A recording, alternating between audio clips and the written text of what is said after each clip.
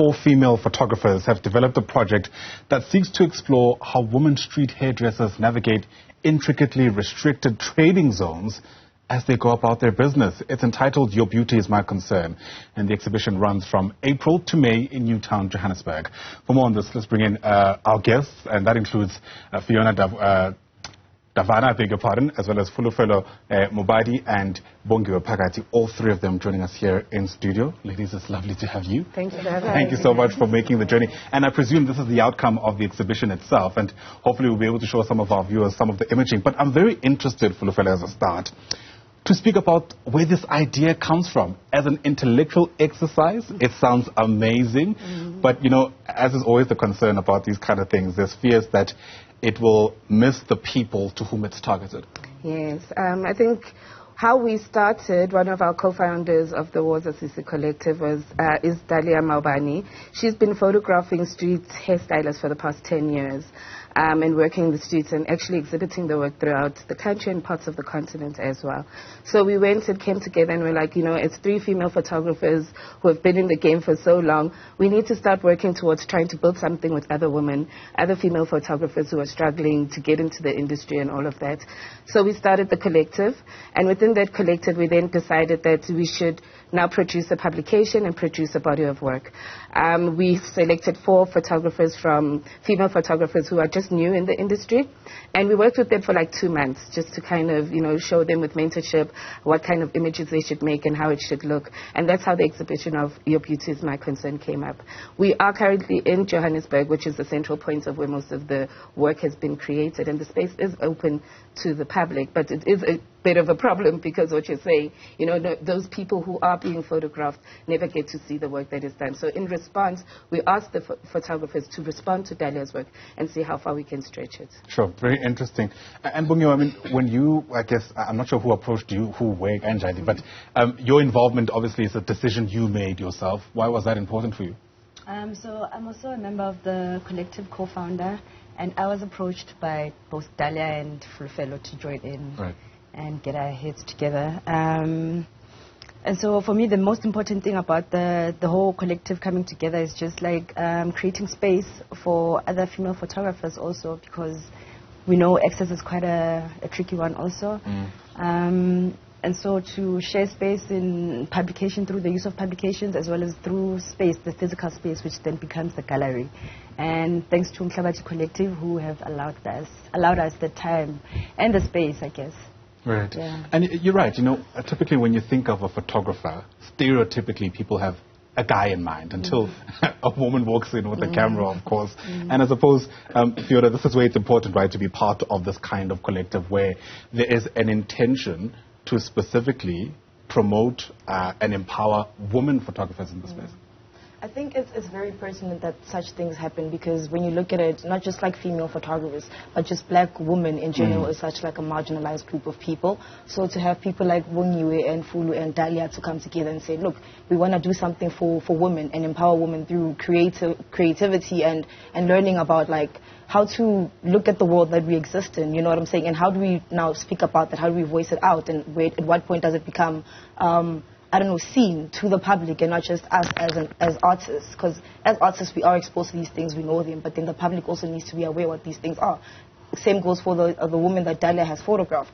They need to be made aware of what is happening. So just black women going out there and pushing creativity I think is very important, yeah. Yeah, and because, you know, it matters who tells the story, right? We all know that there's an intersectional lens through which you look at things. And that's why I'm so interested in this decision to speak specifically about hairdressers and trading zones. How did we get there? I think it came from Dalia's project, her ongoing project that she's done for all these years. And it's like creating those conversations out of things that we don't notice. You know, we walk past every day. And I think that's what we're trying to build with the organization that we've started, is to be able to have these conversations, you know, things that we walk past this every day, we don't pay attention. But once the lens is shown into it, it's better that we tell those stories rather than someone coming from outside and saying, oh, you've been having this all this time, and then monopolize on it, you know, for a very long time, which is a a huge problem within the industry. So I think making sure that the conversations and the stories that are on the streets, the stories that we deal with on a day-to-day, we are able to show them on screen, in galleries, wherever we go. We have opportunities to showcase the work within the public space, within, where the women are working, so that it's not like you're taking from them and leaving. We want to be able to go back and give back. So what we have been doing is giving them business cards with their images, just conversations around that, building on what Dalia has been doing over the past couple of years. So it's really important for us. Without a doubt, and it's such a similar kind of, I don't know, call it conflict that even journalists have, believe it or not. This idea that you enter a space, you tell people stories. If you do it well, it comes with certain social capital, and then you walk out, right? You leave them with nothing. And I suppose part of what is just, Bongiwe, is ensuring that there's a kind of loop, that it's this kind of mutually beneficial exchange. We shine a spotlight on your story, but it amounts to something for you too as a subject. Yeah, for sure. I mean, collaboration is a big part of it. Without subjects or collaborators, rather, the stories would not really come to life, would they? Because if we don't tell our own narratives, also with space, what you asked earlier, this negotiation of space, who does the city belong to also? Like, we need to, so those are the kind of dialogue that we also try and generate. Who has the right to the city? How do we use the space also? Particularly in the black female body, it becomes a very different story if you have to counterpart it to another, maybe our male counterparts or the white counterparts. It becomes very different and quite particular. Our experiences are quite particular to us, so only us can really reiterate or articulate our stories in our own way. Right, because also how you capture people matters. Yes. Right, we know that at least if you've been able to walk a mile in somebody's shoes, what messages you're sending out depending on how you capture them, even through a lens, even through still picture, and I suppose that's also made it quite easier for you to ensure that as part of your work, Fiona, you're not seen as, I guess, perpetuating some of those problematic narratives around some of, the people that you collaborate with. I mean, if anything, I'm not trying to be problematic, but I believe that the work that I create is quite confrontational in its own right. My response is very different from, I think, what people could have expected it to be for the work. But then in the work itself, I'm addressing this whole... When you look at the hairdressers that are here in South Africa right now, most of them are not... The ones that are working in the city, most of them are not from here. So they leave home, they leave Mozambique, Tanzania, wherever it is that they come from, to come to the city to make a living. And that's what my work explores. That's my response to the work. I'm talking about having to leave my child back home to come to Joburg to make a living. Because apparently the streets here are made of gold. But then you find that at the end of the day, it's just plastic wrap dreams, and then you have to navigate. That's where collaboration comes in. Like Bongi saying, we have to come together with all these women. Like, okay, let's work on something. Like with Dalia, she photographed them, but then she's also helping promote their businesses by doing the business cards. And I believe she did workshops with them where she was teaching them how to use cameras themselves. So collaboration is a very important thing, like when you're working with, especially as black females, because like what Dr. Koleka Shange would always say, that we are looking at the dismembering and the remembering of the black female body in South Africa, and we as black females have to go to such large extents and do humongous work, a lot of work to get to where we want to be. Yeah. You know what I'm saying? Whereas opposed to the male counterpart or the white counterparts have to do half the work. Yeah. So yeah. The beauty about art is that we all take from it whatever we want. Sure. The great thing also is that sometimes that journey is revealing things to us as well as the artists who are involved, right? What's that been for you with this particular work? I think for me, it's coming into a space of deciding that I want to curate photography and work with black women specifically. It's a difficult decision to make, where a lot of male photographers would come up to me and be like, why are you only working with black females? But I think making that decision and being steadfast on it is quite important, because I come from a background of photography and I know the struggles.